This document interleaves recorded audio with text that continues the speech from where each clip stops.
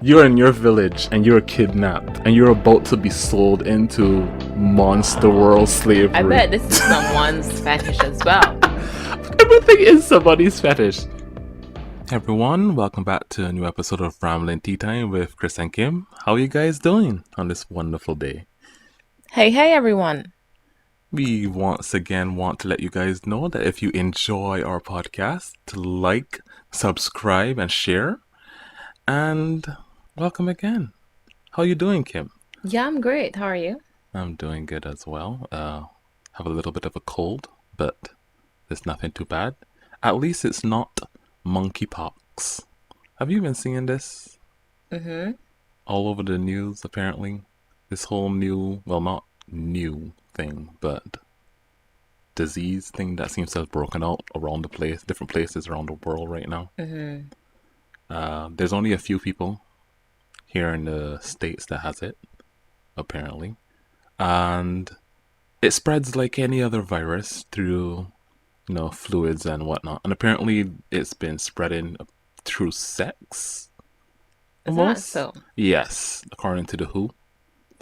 Yeah, monkeypox. Do you know why they call it monkeypox? Why?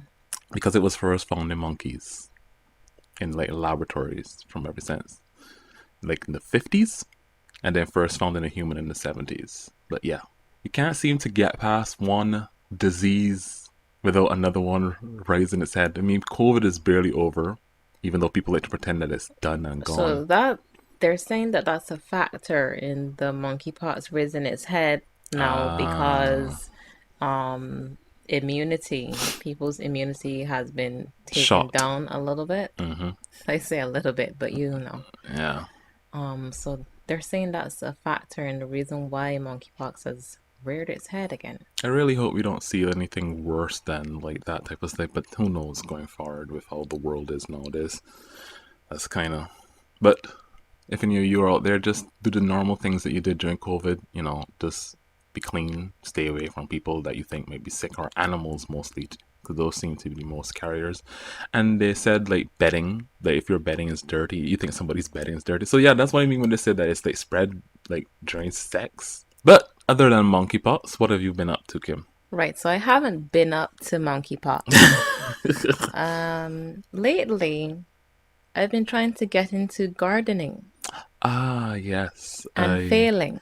Yeah. What happened to those plants that you put down into ground when I last saw? What do you mean, plants? What are you talking about? The ones that you said you need to put into like dry soil, and you just needed to like wash them. Oh, yeah. So Have they didn't. No, they haven't. Oh. And it's past the time. It said 10 to 15 days to germinate. Boy, it's been over a month. Oh. Okay. And Is the soil I tried just too some dry? Others. No.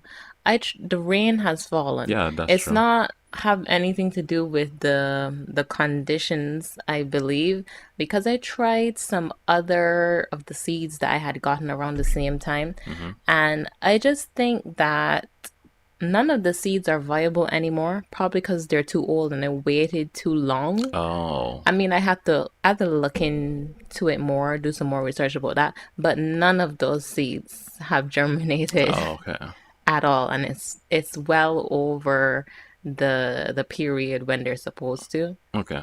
So just dead seeds. Yeah. That's unfortunate. I'm just gonna take a whole bunch of seeds and just throw them out in the yard and let a jungle grow randomly. Hopefully grow, you mean? Because they probably might all be dead. Exactly. Or maybe the soil is just bad. Again, that's not it. Hey, do you remember that short that we watched as kids where the farmer threw a whole bunch of seeds into ground and some of them fell on good soil instead of them fell on bad soil? One, isn't yes, it? Yes. From the Bible. Yeah, I can't remember if it was like Flying Book or not Flying Book, Flying House or Superbook. Wow, that bring back. But yeah, one of those is like, so yeah, maybe the seeds just fell on something in the ground that just stopped them from growing. Who knows? They didn't. I put them there where they are. I didn't just throw them in the ground. Kid, I mean, come on. What are you saying? I'm actually taking this seriously. I didn't just go there and dig a hole and throw them in. I spaced them how they were supposed to be spaced. I gave them the little water in the beginning, like it said it should. And it says that they thrive in bad soil. Bad being the dry soil, because we have dry soil here that's more sandy. Yeah. They are supposed to love that. And they just didn't take. Well, exactly. I wish you success with that. I did see that your watercress plant. Oh my God. Is doing very well. You know what? I think that doesn't have anything to do with me.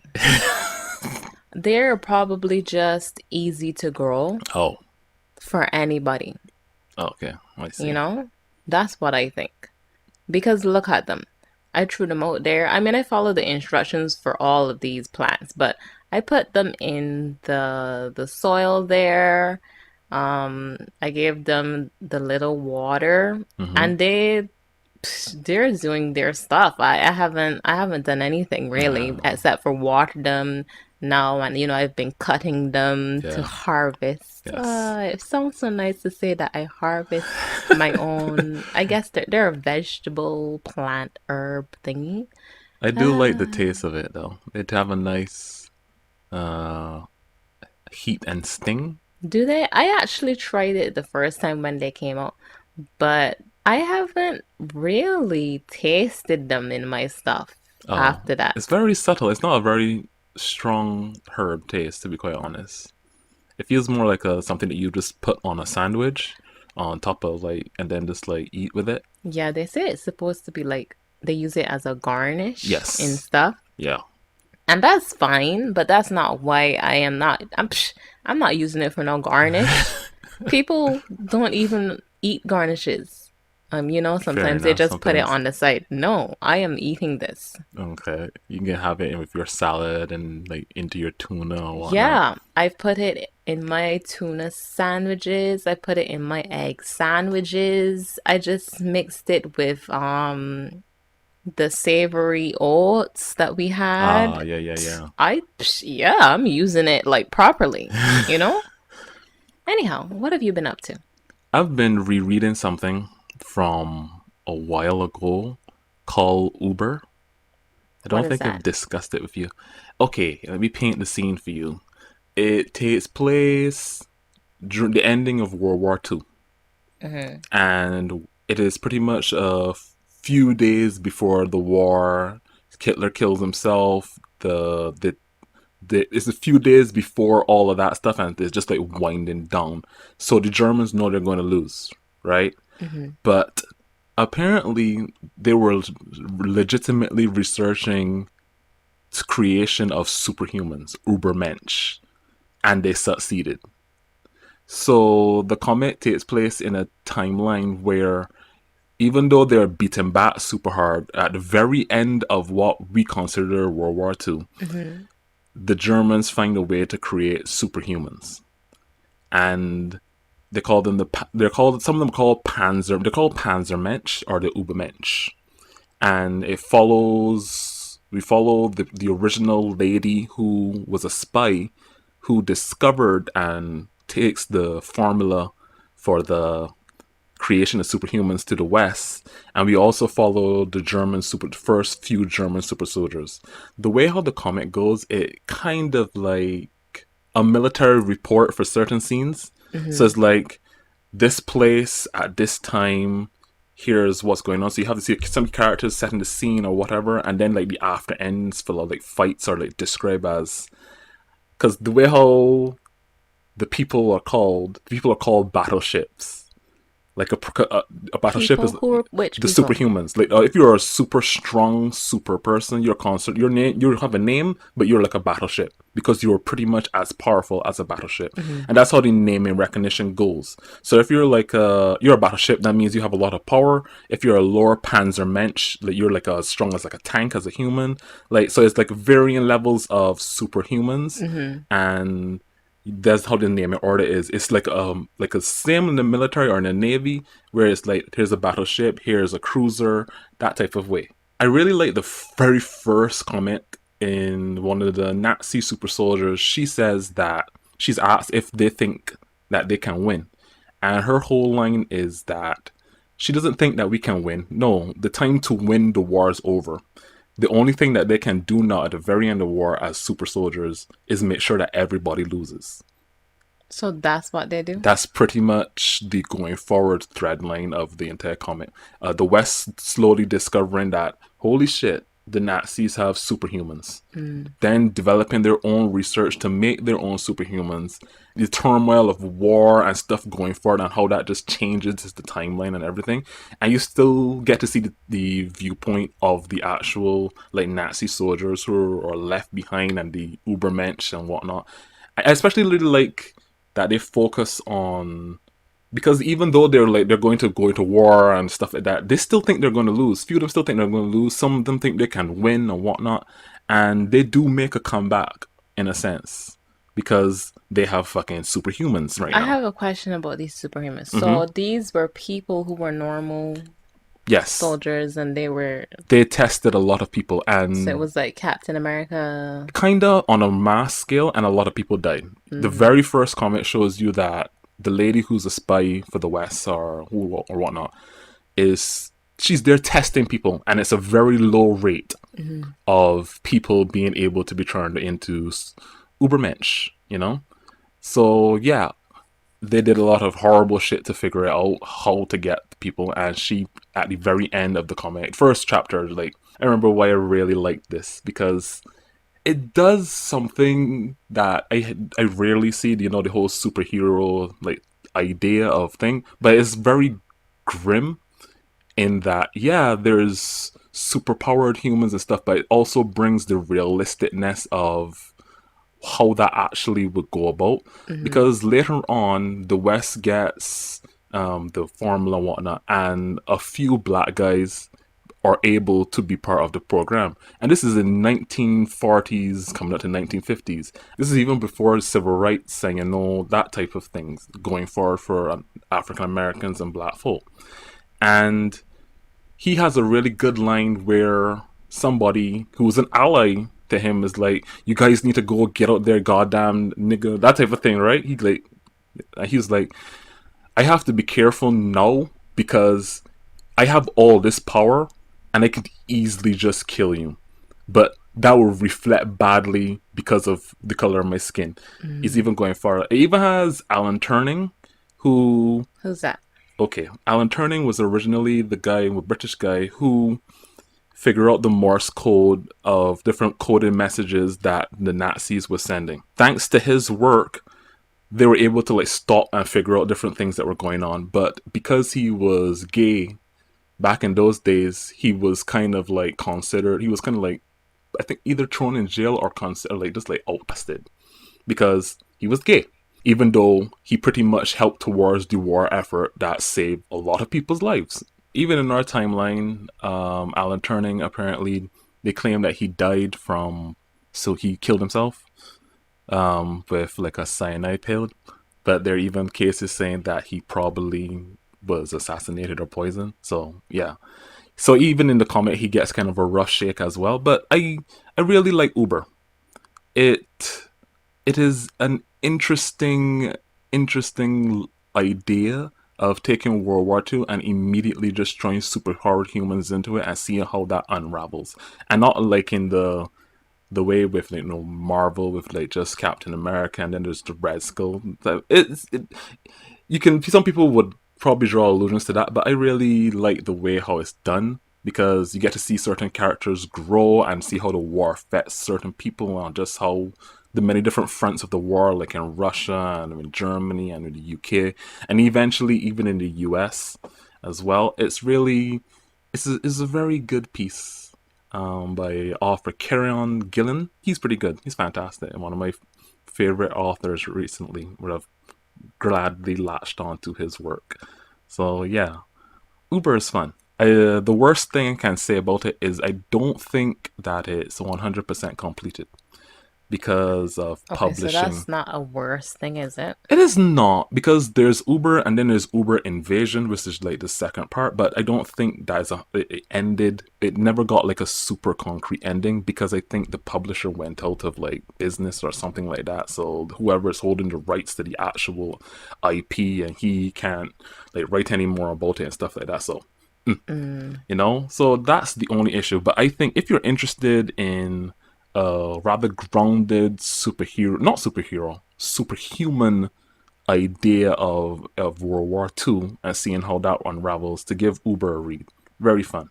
Really fun. Probably one of my favorite comics within the last like 10 years. So, I yeah. see. What else have you been doing? I've also been enjoying my time with Spy Family, the anime. Um, They've really captured everything that makes the manga fantastic, and I really think that the anime is doing a great job. I agree. um I've seen have okay you are the person who brought this to my attention. Anya posting in this having Anya show in a bunch of like different manga panels and anime panels and stuff like that. People are editing her into stuff, Yeah.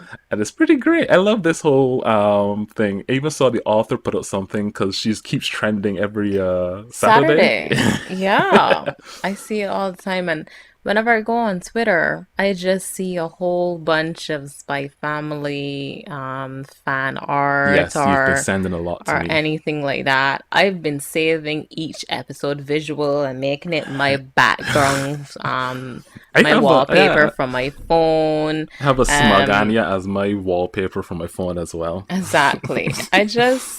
I've been just saving everything. I just love it all. Me too. I mean, not the raunchy ones. I don't know why people have to turn things, People will always find a way to make But things weird. anyway, the things that are not like that, the ones that are wholesome and nice, all the cute ones, all the ones where Anya's like the evil person or the hero that turned up or whatever. I just love all of them. I think I don't know how they did it. Just simple copy and It's paste. no, that's not what I mean. I mean, the story Ah, is winner. yes. I'm so glad that as an anime, it's doing well. Yes, me too. It's Cause, fantastic. Cause Spy Family is one of my favorite manga, and I can say after just even the few episodes that are out that it's a favorite anime of mine as Yeah, well. me too. Goodness. I'm so glad that lots of people can just enjoy it as well. Even if they didn't know about the manga before, maybe now they'll come and read the manga. Um, yeah, I'm glad that more people are experiencing the Spy I have the Family. dumbest smile on my face. I can feel it. I just really like the series and everything you're Right? saying about it. You know the scene where she like puts on her the first time she puts on her smug smile face in I think episode 6, where she's just smiling. I saw somebody editing that and they put it in a video. Everybody's like freaking out. Like this You is the sent that moment. to me. Yeah, where people are Yeah. like, yeah. And I remember those comments. People are like, we live in a time where people are happy to just see this one moment of a little girl being smug in a fictional universe, and that's the most amazing thing to a lot of people right now. Yeah. We live in the best timeline and also the worst timeline, it seems. I don't know about outside factors, but in terms of a story that was great as a manga, we live in a great time where it was translated into a wonderful anime and it looks good. The story is feel good at times. You know, it's not Yes. all bad. It's always feel good, really. Of course, there are the serious moments. This is a beautiful time to be alive. Truly. Yeah.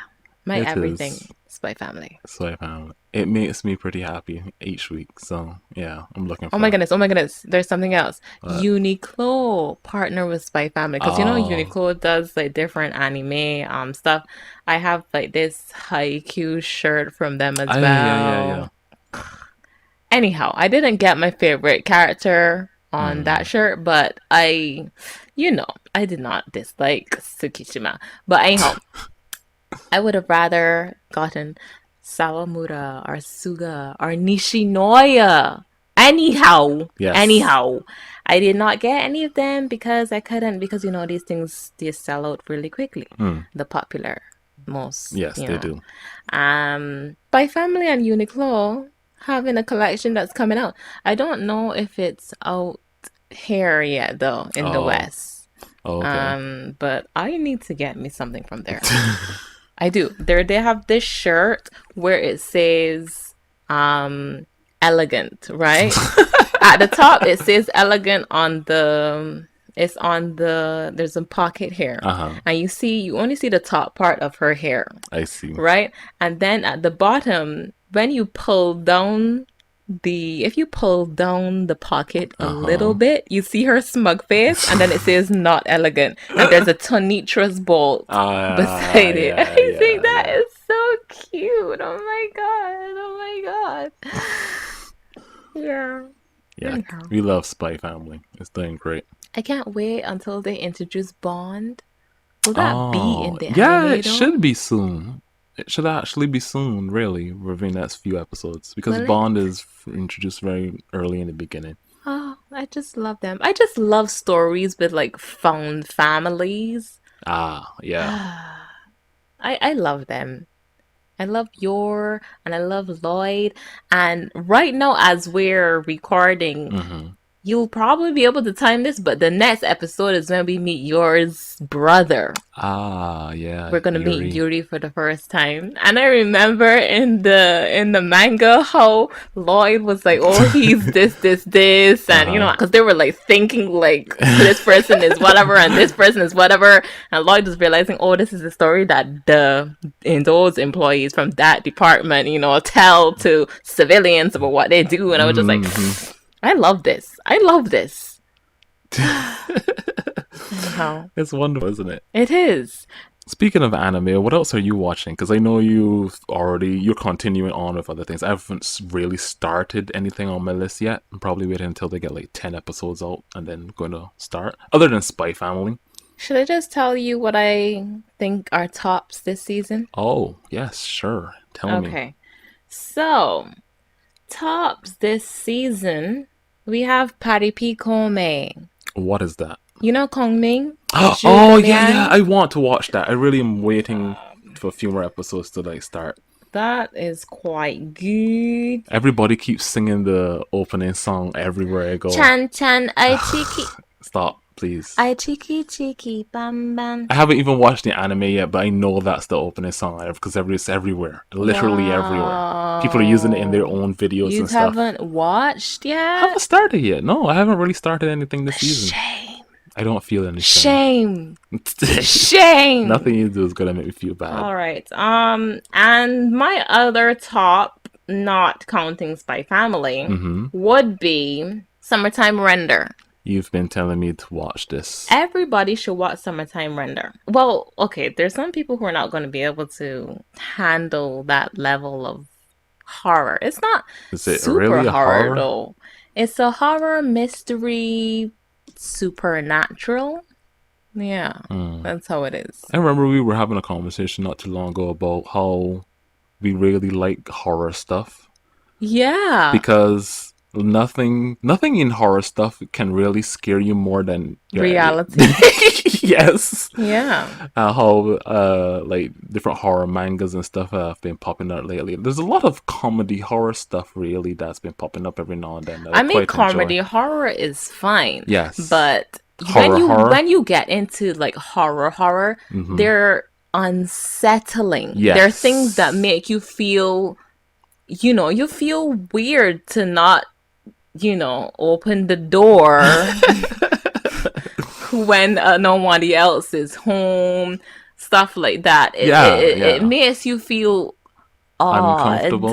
It's not like uncomfortable. I don't feel scared anymore from like horror stuff, but I do the uncomfortable feeling where you get when you get in the middle of the night and you just go to the bathroom, but then you hear some weird sound, and that just for that moment that just makes you go, somebody in my house, you know? You know That type of way. what I don't like? I don't like when I'm in bed, I'm sleeping, and something wakes me up, and it's a continuous noise that I hear from somewhere on the outside, Mm-hmm. and I don't know what it is, so I cannot place it, right? Yeah. As in, okay, a tree branch against the house window or something like that. And I can't do anything about it either because I Yeah. ain't about to go out my house and get killed, you know? Uh-huh. So I just stay in my room all like, you know what? Even if it is a serial killer, death comes for us all. What the So hell? I just have to accept it, you know? Okay. That's fine. That reminds me of that image of like Squidward. He's lying in his bed and his eyes are open wide. He's like, and the font says something along the lines of, "Is somebody in my house?" And then his eyes go back down. He's like, "Oh, maybe they'll take me out of this for this terrible existence." Yeah, You know, yeah. that type of way. Anyhow, but horror, I think I watch horror not because I want to be afraid, Hmm. but I don't think that feeling fear is a bad thing. Yeah. You know, you need to know when to freak out. Okay. Yeah. You know what I mean? It's like this is not the time probably to Mm-hmm. take out my phone and start recording. Yeah. This is a little more serious than getting a couple hundred likes Uh-huh. for this. Maybe I should get out of here. The situation is not kind. Yeah, I think, well, horror movies kind of are like, or horror shows in general are kind of like disaster movies, in my opinion. In that they're like a ride. Yeah, there are a lot of them like that. They're like a ride. You watch a disaster movie and you see where you live get blown up by a meteor or whatever, and you're like, oh, that's sad. But you just like it's just a theme park. It's like you're going on a roller coaster ride without any like worry that something is going to happen to you. Same way with like horror movies and You stuff. know what I like with horror movies or shows, what have you, any kind of medium? I like when it ends in a creepy way. Uh, Like you think that there's going to be a happy ending. I not that I don't like happy endings. I think people are too obsessed with them, but in the reality of things, you know, sometimes life feels more dreary, okay, yeah. right? And things don't always have a happy outcome. Hmm. So I like horror stories where it ends like dire and bad, and it's just Uh, it leaves you feeling like well, that's depressing. you know, you can't talk after a while. You're just speechless, or in your head you keep saying, "Oh my god, oh my god, oh my god, oh my god." You know, something Okay, that makes you freak out. I got you. I like those kind of I had horrors. someone was telling me about how they read I don't remember the name of it, but a vampire novel, and it was like it seemed to be the standard typical vampire romance until the very end, Hmm. where the girl apparently gets she thinks that she and the guy are going to live together, but the whole thing was a ruse, and the last thing she remembers is being eaten by the guy. What? Yeah, yeah. The entire thing she says the entire thing makes you feel like if it's a knockoff Twilight type of thing where they fall in love and things are happening and they seem to be good together and stuff. But then the ending is like he did all of that so that her feelings for him would culminate to the point where she tastes the sweetest or something like that. Something to do with that. That does not make sense. But I I never don't ate understand it. humans, so I wouldn't Like, know. but I'm yeah, not. that was the whole point. And she said it was really horrible because It's one of those she creepy, unsettling yeah, ones. because Yeah. my friend, she was like saying that how she was enjoying the romance, Hmm. and even though she felt like the main lead could have been a little bit like weird because he's a vampire, she just was like, oh, she's just a weird vampire. But it's right at the very end, and there's like, yeah, Can I I'm just going to say eat to you. you, you know, for some reason, the vampire stories find me. You Yes, know, I it's not know. me, it's them, you know, I right? sure, it's And not you, it's them. they're attracted to me. Yeah. And I just, at all points, probably that I'm consuming stories, Uh-huh. one will be with vampires. And there's something that I can't understand. in romance with vampires is that why do they always end where the vampire is like with the person and they're like partners and they're like happily ever after? I don't understand that. It's a vampire and you're like a human. The ones where the other person is a human, right? I'm like, I know we're thinking that this could work and we're really romanticizing, you know, creatures and I don't know, he's looks handsome, but he's a monster. Do you understand? Yes. He will eat you for real. He will bleed you dry of your blood because he probably said something in the beginning, like, oh, you smell so good, right? And then they're all acting like, no, the vampires only need a few drops of blood every now and then, or that they'll not suck their partner's blood and they'll become like a vegetarian vampire or some nonsense. I'm like, y'all are lying. I see your point, but counterpoint. Castlevania show that we watch. No, I'm not saying that I do not enjoy the ones that follow the typical but that story that your friend told you about, I got to read that. Okay. You understand?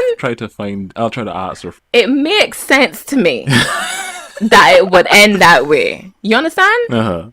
Not that the vampire should die, but that's an option, right? When we're thinking about vampires as monsters, as these creatures that we can't not control as humans, right? It's like, they're dangerous.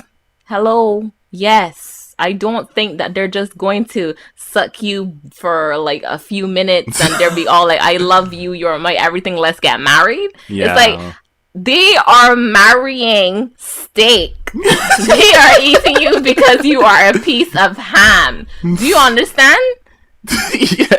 Yes. They're marrying their refrigerator. Exactly. That's their food source. You are their food source. You are a meal. And let me just step on something else. There are people who have this fetish, right? They want to be eaten by vampires. Or just eating. You're talking about vor? Let's not talk about vor, but the one with vampires, right? Yeah. I'm like, are you serious? Are you? Okay. Everyone can have their own thing, but I don't think you understand. I think people understand. They're just weird and kinky. No, it's not even like a kink. It's like, I just want to ask, do you understand what you're saying? It's not as simple as just donating blood, right? If vampires were real, would you get in a relationship with one? No. Exactly. Like, no. This is what I'm saying. You think that it's a romantic relationship, but vampires from our creation are not, they're not like a normal like office worker. right they're eating people, Christopher. Yeah. But maybe they're one of the nice vampires who eat vegetables and drink blood of cows and right, that's why I said vegetarian vampires. Does that even count a vegetarian? Because you're still eating meat. You're just from animals. Well, you're drinking blood from animals. Doesn't that just make them an animal? Does that just not make them a wolf that preys No. Because since humans are their actual main food source, if we were going to say what's the next thing below humans, it would be the animals, right? So it's a form of vegetarianism that isn't vegetarianism, that has some other name. Vegan? No, not vegan not that. It's some form of food where humans are included in their table, though. You understand? Okay. They're just like substituting. Yeah. Like instead of having, but it's still better. I hope they all substitute. So instead of having cheese, which is human, they're having like a Kraft single, which is pasteurized cheese product, which is the cow. No.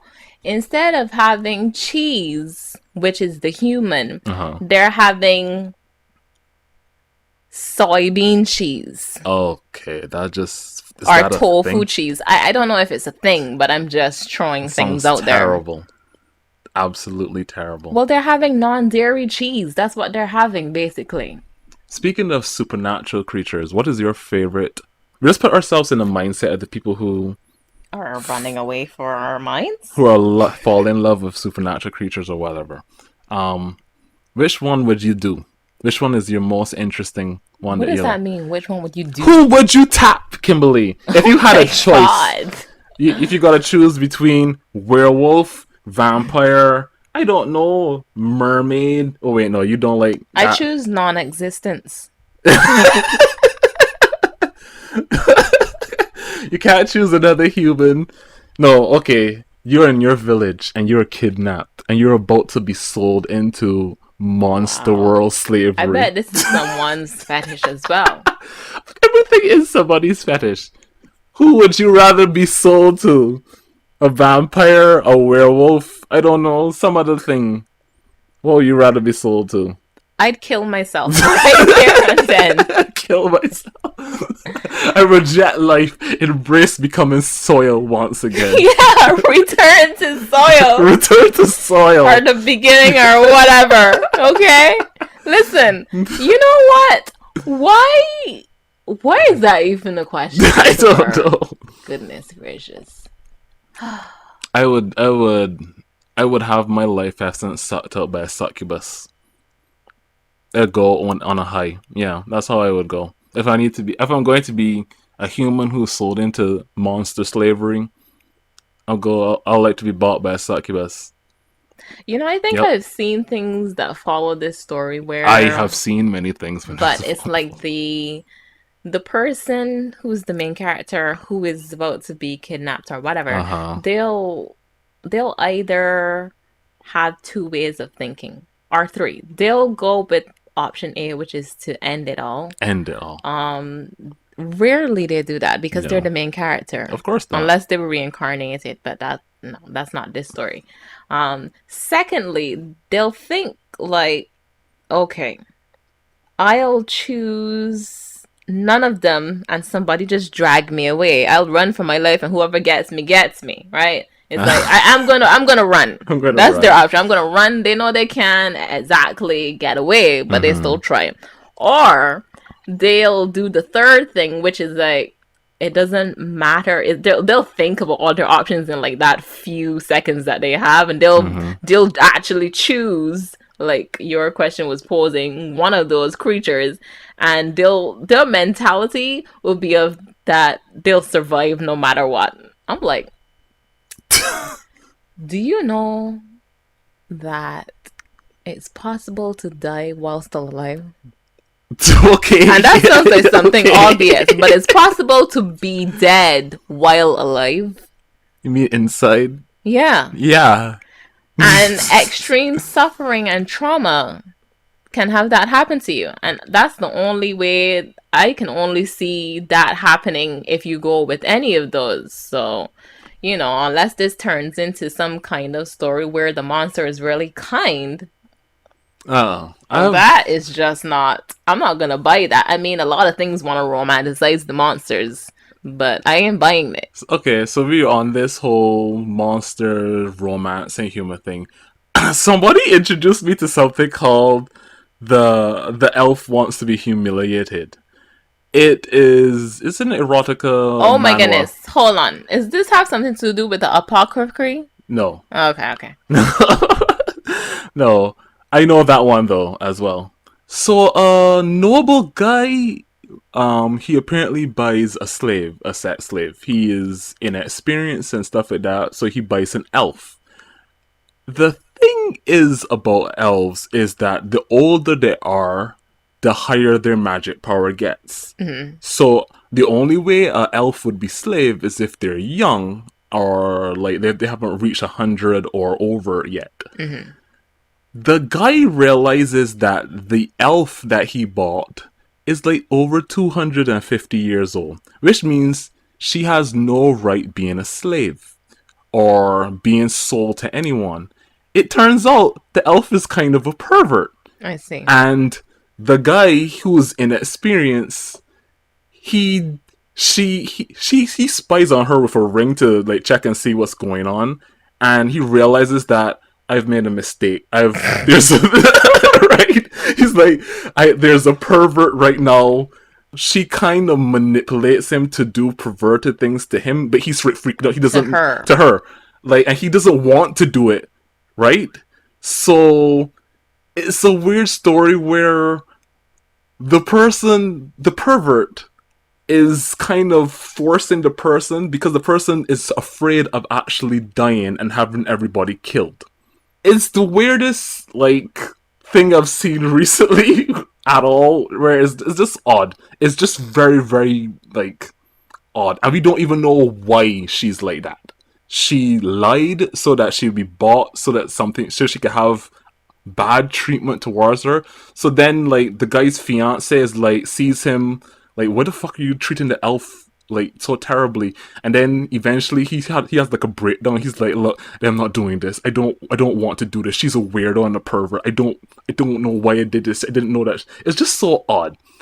So he's trying to, like, get the Inquisitors to come to, like, help him get rid of the elf, because the elf keeps making him do more and more things. He's just like, I don't want people to die.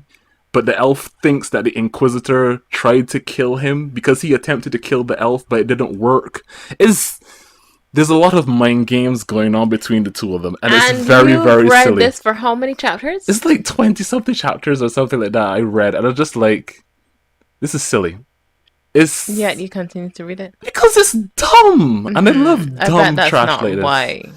I mean, the erotica isn't really that amazing. They could go and read other dojins, but it's actually it's dumb and funny. I really like the whole concept of the person is manipulating you to do things against your will, even though you're supposed to be a person who's a hierarchy. I don't usually like things like that. It's strange. I hate anything where anybody is forcing me to do anything. Exactly. But that's where the comedy in the actual series is. That whole gimmick. It isn't comedic, right? Because the elf is forcing the guy to do perverted things to her. Yes. Exactly. So it's rape. Yes. Yeah, sure. You laugh and then say that. Yes. Anyhow, that's what it is. It's very strange. Those kind of things make me feel very uncomfortable. Hey. There's many things out there. I find it entertaining. Not everybody will. So, but yeah, that's one of the weirder, like, I find when monsters and stuff are involved like that, you don't always see, like, the seething manipulative side, really. Kind of way I like the whole story with the whole vampire apparently tricked the girl to fall for him and then ate her. Yeah. That type of thing. It's like the whole story was just like a lie. I kind of like that stuff. I really do enjoy when monsters are monsters, I guess. Exactly. That's exactly what I'm trying to say, because I'm not saying that monsters can't love too. Or I'm not always the biggest fan of when they try to, like, humanize, like the monster only did this thing, like, but then, I mean, like, with Castlevania, I guess, with how Dracula was, like, he fell in love and to kind of humanize all of his actions that he did, he gave people a chance, and that's where he unleashed hell on them and stuff like that. But still, I guess that's what people like. But sometimes I just like something that's just unforgivable. Yeah. Evil vampire werewolf type of situation where there's just, like, I'm stuck in my way and I'm going to be fucking evil. But you know what's the thing? I think there's something that people miss, especially when it comes to vampires, right? Vampires, from what we've been told, yes, right? We don't know if they're real, you understand? But from the lore about vampires is that they will lie and manipulate and seduce, and they're not having real feelings of romance or anything towards that person. They just want to suck their blood and let them, them die out. It doesn't matter, right? That's how we know them to originally be. So when they have all of these different versions of this romantic vampire who just wants to love and thing, I'm like, but the true vampire to a T would actually do what the vampire did in the story that the girl told you about. Eat them. He would lie and manipulate you and make you fall in love. Mm-hmm. And just give me a little blood here. Girl, I love you. We can go to the end together forever. Even if you get old and whatever, I'll stay by yourself forever. It's like, basically, we know that they will deceive you from what we've been told, and then they will suck you dry. That, I don't know why we haven't seen that story more. A vampire is like a politician then. Basically. They will lie and deceive you and then suck you dry. Yeah. I like monster stuff, and getting back to like horror and things like that. I haven't really watched anything that has like a big old monster or slasher type monster type of thing recently either. I need to watch something like that. I just need to have an evil monster or guy with a chainsaw just kill a whole bunch of people in a movie. I don't really. You don't like slasher flicks? No, because they're not interesting. I can't. I know that I've watched them, but I can't even name any. I like slasher bad guys. Good for you. When it comes to horror things for me, I would prefer something that actually makes me feel, uncomfortable. Yeah. You remember the Marble Hornet stuff? This is way back before, like with Slender Man. The videos, that's what it was called, Marble Hornets. I don't know what we're talking about. The videos that I used to send you years ago, the Slender Man stuff, where the guy would just like recording everyday stuff, and Slender Man would show up in the background. You said Slender Man. Yes, Slender Man. Oh, okay. You remember that whole phenomenon when it got super big? Yeah. Yeah. But was that when it was big?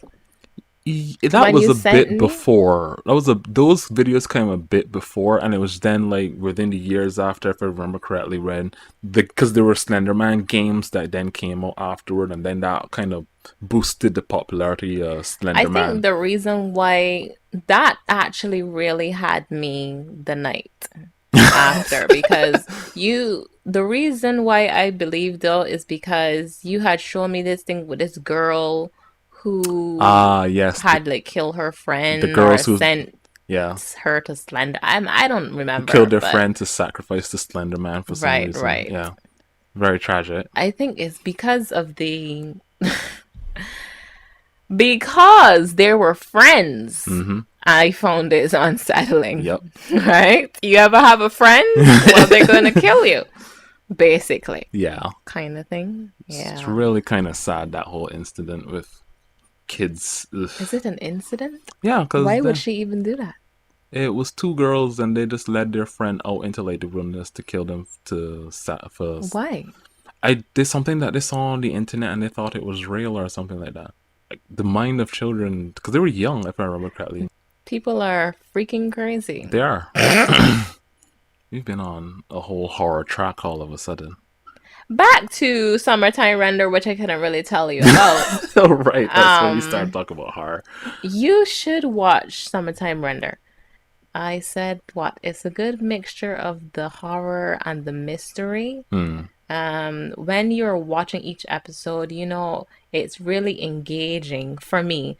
As I watch him, like, okay, so this person is this thing.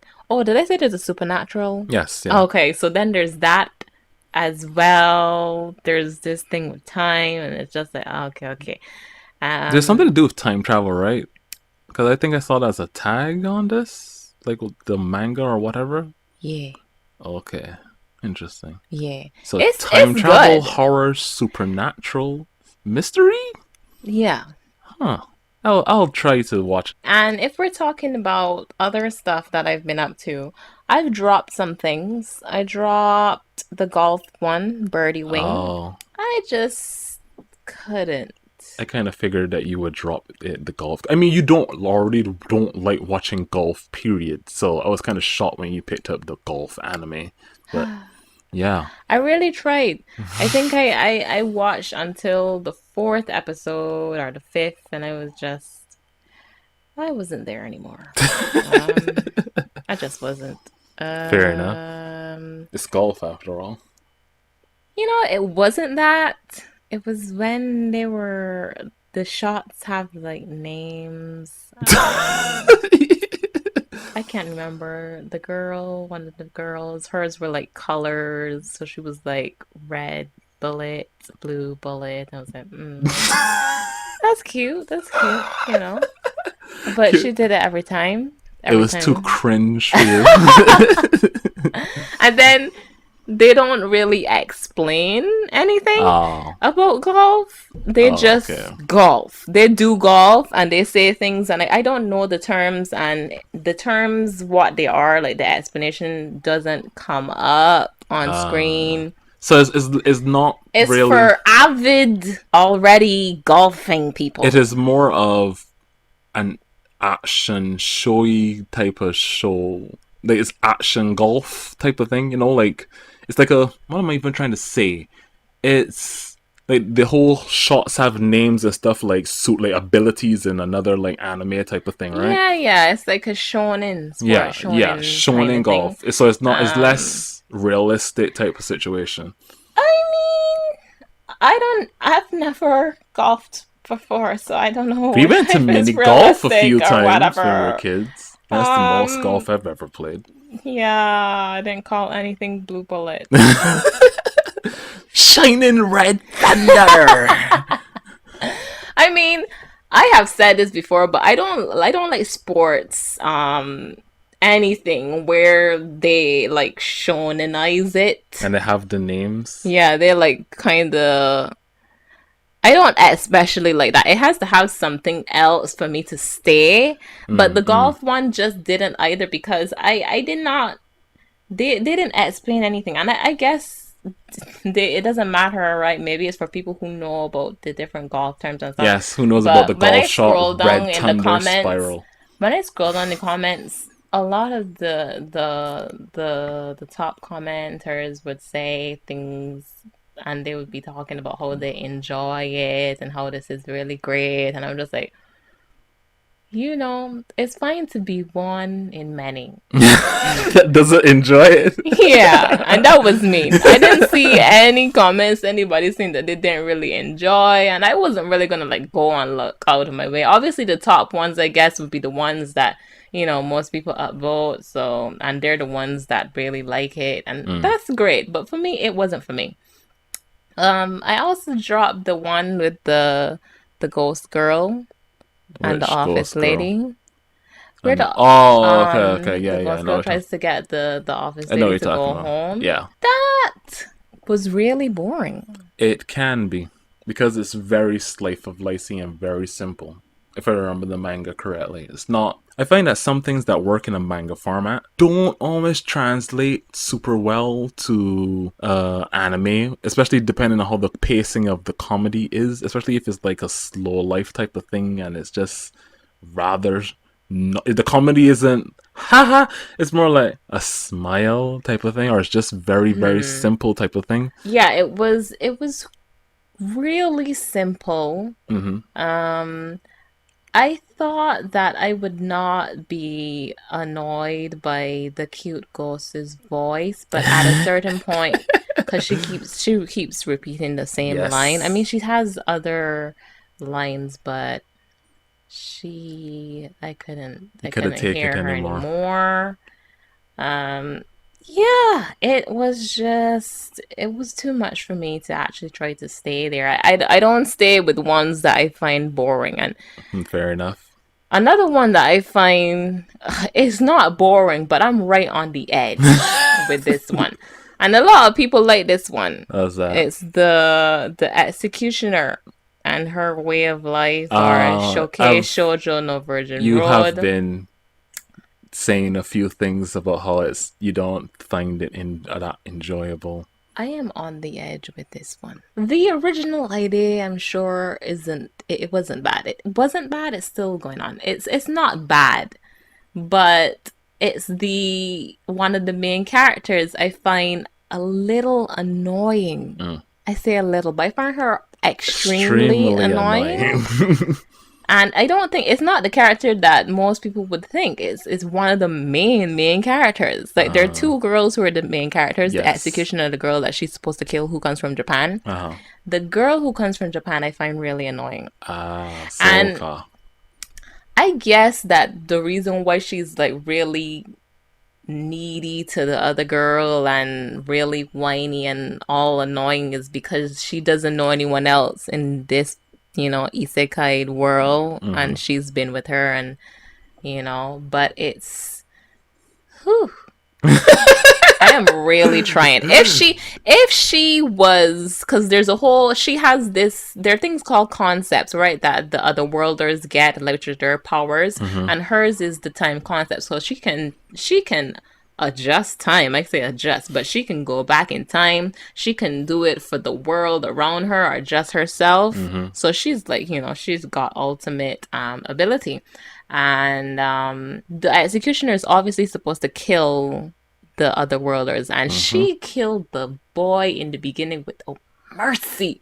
And I thought, this is a good show. It started off so well, right? And she did kill the other girl, the girl who came as well, but the girl had a time thing, and she like rewrote herself, and she came back to life, and she didn't know what happened.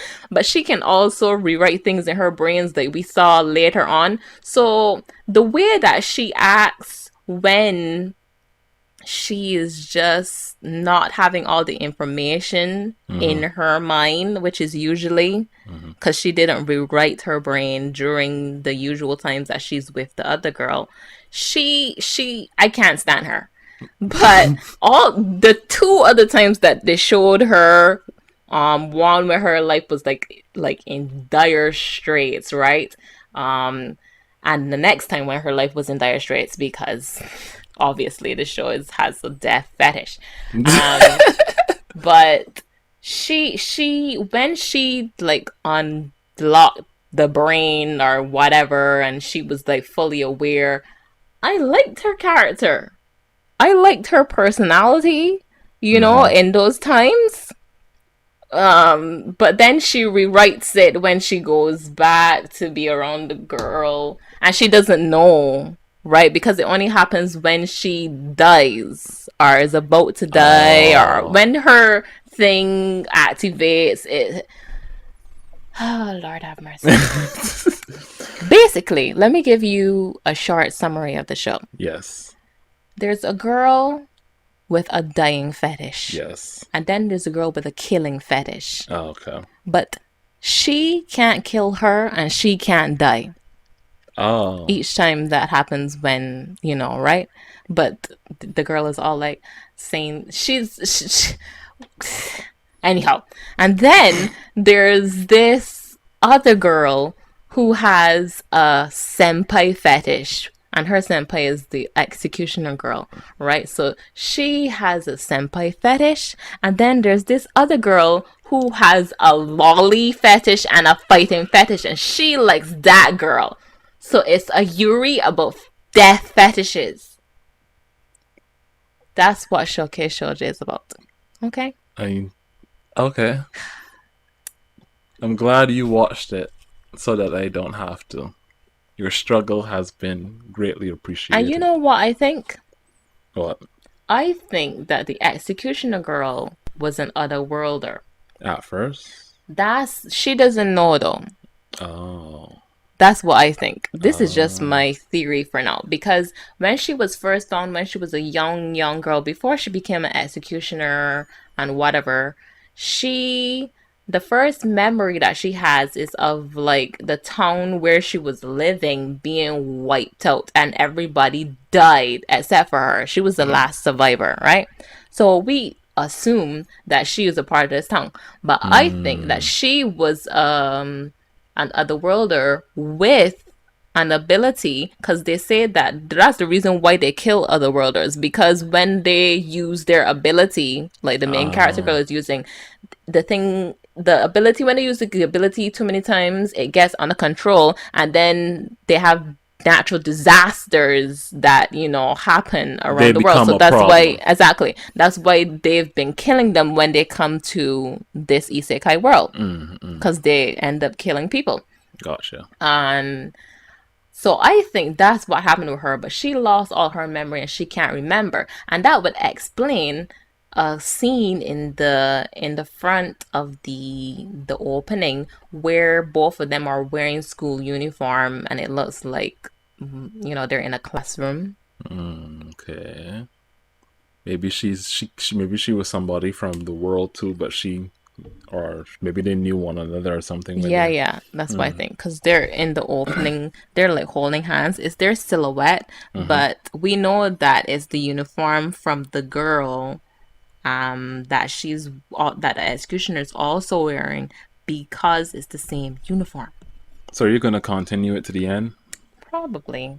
It's not terribly bad. And there's still a little bit of interest in it that you actually probably kind of hooked you with the whole time travel, time manipulating girl when she actually is she's 2%, 1% of the show she's actually interesting. 99% of the show you hate her. Yeah. And you like the executioner girl. No.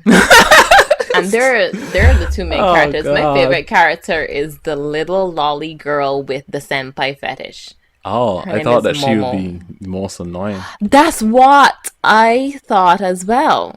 But actually, she's amazing. She is my favorite character in the show. She just, whenever she's there, I just like her. Yeah. Okay. Um, I won't be watching this at all. It sounds like it's a bit unbearable. I'm sorry for the bad review. A lots of people like it though, but this is just me. It sounds like if it's a mixture of a comedy and it could be probably fun for some people and whatnot and just unbearable for others. It's subjective, you know? When you have those funny moments, they aren't like I'm holding my belly super funny. They're like It's like, I'm you know, smiling, but they're a ha that your fades. hate smiling through the actual Right, right. scene. It's like, It's not a cringe though, but it's a ha that fades. It's like ha. It's like, okay, you made me smile for 5 seconds out of Right, this right. 23-minute episode. Yeah, Good job for you. yeah. That's how it is, because it's not a comedy. Um, Christopher. Yes. I've been watching other things, but we're gonna end off with this last thing. Okay. Shikimori-san. Oh. Oh. Okay. Are you gonna tell me that you're gonna be dropping it? I am not going to drop it, Okay. although it isn't the scene that I was looking for. As somebody who used to read the manga, and I wouldn't say dropped it, but I haven't read it in a long time. It kind of repeats. Plateaus. Yes. It plateaued from the very beginning. To me, I honestly thought that when it first started, that it would be another short series because then over time it kept gaining more and more chapters, and yes, it kind of repeats the formula of it throughout over time. I don't know how the characters even like get past the certain stage, but I remember at the very beginning when I first read it, it's like, okay, we get it. She's cool. The guy likes her. She's a badass. Whatever, right? And that kind of repeats and repeats and repeats and repeats and repeats and repeats and repeats. So after a while, as somebody who's reading that like all the time, it's like okay, I get the gimmick. At Is this there point, anything it's else? not really a gimmick. I think I guess they were trying for that to be the main focus of her being cool and cute. Just their relationship keeps growing from there, so that's pretty much it. That's right. It's supposed to be a typical shoujo, and if they had just sold it as such without the Shikimori is not only cute aspect, it would work. But because it's it's kind of like, hey, this is boring. I don't really know why this got animated. I think it looks really nice. It's colorful. It is animated really well. But then I'm just like, is there anything else? Substance? Do we have any? I mean, it's continued for longer chapters than I have expected, so somebody's enjoying and buying it. And maybe there's more that things that happen, because like I said, after a while I also got bored and was just like, so when was it that you get bored? Kimberly, because I think it has 12 episodes. I stopped reading that way before like 2 years ago. So that's not what I'm asking. I'm saying, do you think, is it the point where... I don't think anything is going to be from what you're going to see in the show, is going to continue up onto the very end of the season. I don't think it's going to change. I don't think you're going to see any super amazing development or anything like that. It's going to stay the way it is right now towards the end. And you know what is another thing? I do not understand why it's called Shikimori-san is not only cute. Because she looks cute. No, not that. But she's not only cute. Not that. The thing is, the boy who is her boyfriend, right? He is cute, right? That's the point I don't know why the show doesn't focus. Not that it doesn't focus on both of them, but the naming. I have a problem with the naming only being her. Because the focus is her and mostly him reacting to her doing shenanigans and just not being just cute. Yeah, it's very simple, isn't it? Look, internet, we're gonna go now because we don't have anything else to say. And we hope you guys enjoyed. We'll see you guys in the next one. Have a good night, everyone.